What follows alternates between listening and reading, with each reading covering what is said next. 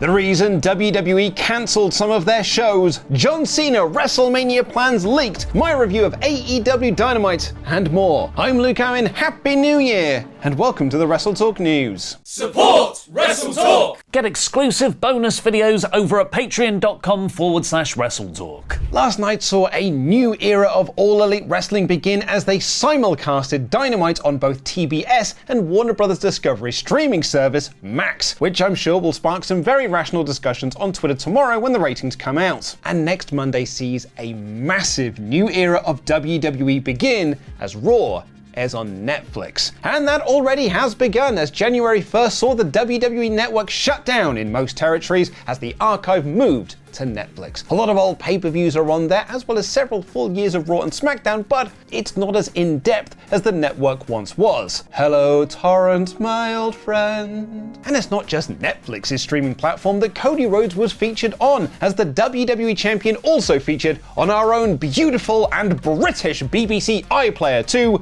legit finish a story. Cody Rhodes featured on CBeebies Bedtime Stories. It's a show where celebrities read kids' books for the little ones just before they go to bed, and it's quite a nice little show really, and he read out a book called Gigantic, opening the broadcast with the quip, "Once I've started reading, you better believe I'm going to finish the story." See what he did there. And speaking of WWE and the word shows, on Wrestling Observer Radio, Dave Meltzer noted that people in WWE were asking about this year's Tribute to the Troops, the annual show the company does for armed forces, but didn't get an answer. And the belief was that Tribute to the Troops had been cancelled for the time being. WrestleVotes Radio has now followed up on this story, asking their sources on what they know about the future of Tribute to the Troops, and they were told the company simply wants to get back to the roots of it. So what does the roots of it mean? Well, WrestleVotes theorizes this would be removing it from being the arena show it has become and moving it back to taking place on location at army bases. They said, I think they wanted to get back into maybe the bases here in America and things like that, and they just didn't have the organization to do that this time around. So rumors of its death may have been greatly exaggerated, as WrestleVotes believes that Tribute to the Troops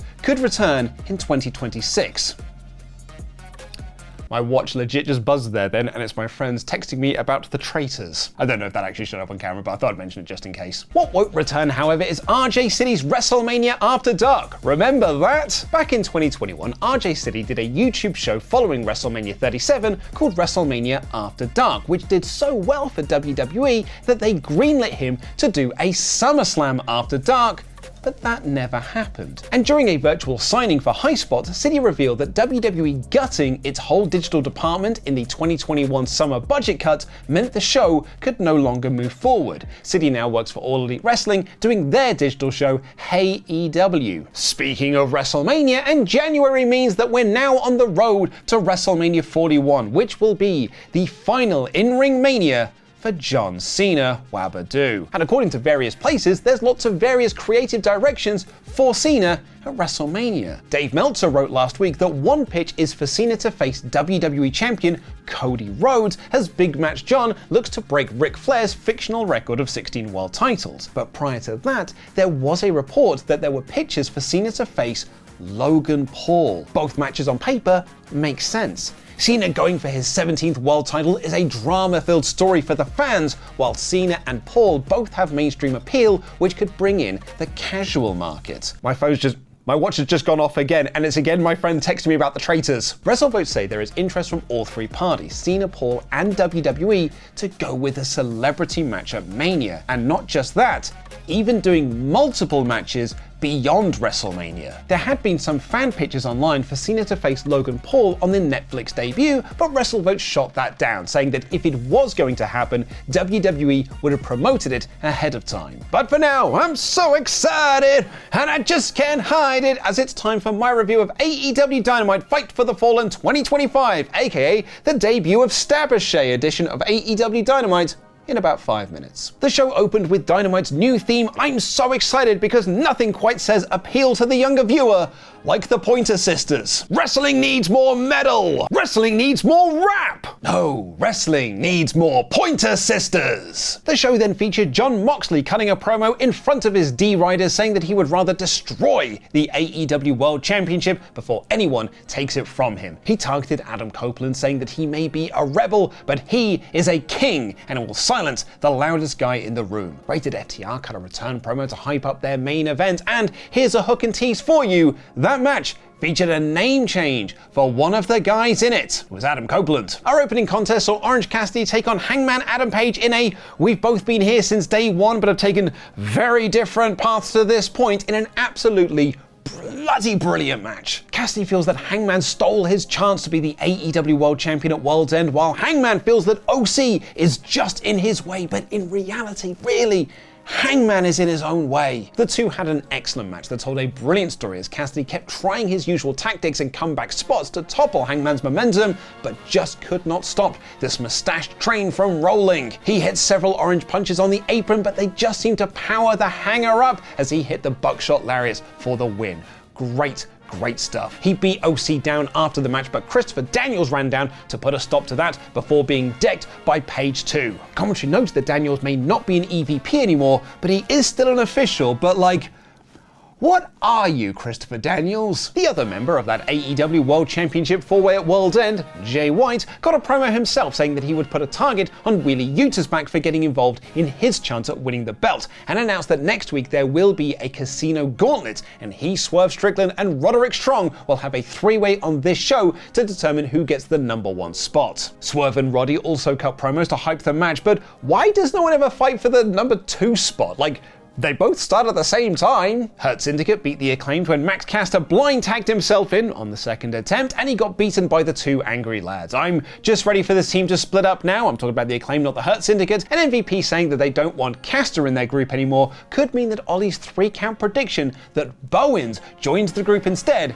could still be on the cards. Julia Hart had her return match taking on Jamie Hayter in a decent match that saw Hayter power out of Hart's submission but could not survive the missed attack to give Julia the win. I'm actually all for Jamie Hayter doing lower level feuds to keep her on TV and keep her busy before putting her right back into the world title hunt, but when Mariah May isn't doing much with the title and is in need of big name challengers, it does feel like we're just killing time at the moment. May cut a promo later in the show saying essentially she's got no challengers. Fightful Select reported that Will Ospreay was in America, but Will Ospreay did not feature on this episode of Dynamite. Instead, we got a video package for his feud with Carl Fletcher. I don't know, maybe it's just me, but if this is a show that could be reaching new eyes because you're now on Max, maybe you should feature the best wrestler on the planet doing some of his amazing wrestling. We got a video about the return of Kenny Omega, which also set up his as of yet unannounced match with Kazuchika Okada at All In,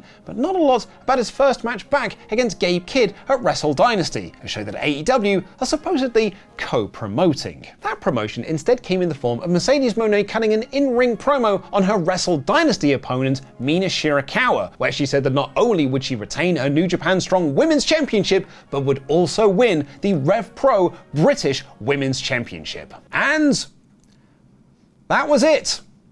This could have been an email. Maybe Gabe Kidd was right. Jay White won that triple threat against Swerve Strickland and Roderick Strong in a really good match, which at one point saw Roddy do an atomic drop to White to the outside onto Swerve Strickland. But just as Strickland was mounting a comeback, Ricochet appeared in the crowd and stabbed him with a pair of gosh darn scissors. White hit a Blade Runner out of nowhere for the win, and this newly unhinged Ricochet continued stabbing Swerve Strickland until the rest of the Undisputed Kingdom ran down for the save. A really great angle and a brilliant escalation of the comedy at World's End. Jeff Jarrett came out for a promo heavily implied that this would be his retirement announcement. He even had a backstage segment with Team TNA where they asked him if he was sure. He came down to the ring with boots in hand and talked about his family's history in wrestling and how he started TNA in 2002 because he bet on himself, aka he got fired by the WWF on TV and there was nowhere else for him to get work. But he's betting on himself again, and he's not retiring, instead signed a new deal with AEW, his last wrestling contract, and vowed to win the AEW World Championship in 2025, because nothing quite says appeal to the younger viewer than Jeff Jarrett going for the world title. But who am I kidding? This Death Rider storyline isn't hitting anymore. I don't care if it was all to crown Darby Allin as the new world champion. We've got a new mission. Let's all bree-woo. Jeff Jarrett into the AEW World Championship. Bree-woo. What was really great about this episode of Dynamite, and I am being legit here, was the amount of people gunning for the world title, the top title in the company. Orange Cassidy, Hangman Page, and White in the opening few segments. Swerve Strickland in his promo and the triple threat. Jeff Jarrett in this promo, and MJF cut a promo saying that he's now done with Adam Cole and wanted to win back his Triple B. Mox may call himself a king, but what's a king to a god? This is the Max we wanted to see following the great Ospreay feud last summer. Powerhouse Hobbs quickly squashed 2 enhancement talents and Rated FTR set up a collision match with the Learning Tree. And the main event saw the D-Riders take on Rated FTR of FTR and the Rated R Superstar Cope. Yes, Adam Copeland has shortened his rather clunky in-ring name to the much simpler Cope, which I guess is supposed to feel like Edge, but it's also just as clunky as the full Adam Copeland name. Either way, they beat the D-Riders in a simple and fun trios match when they pinned Wheeler Yuta. I'll be honest, I am surprised that AEW didn't pull out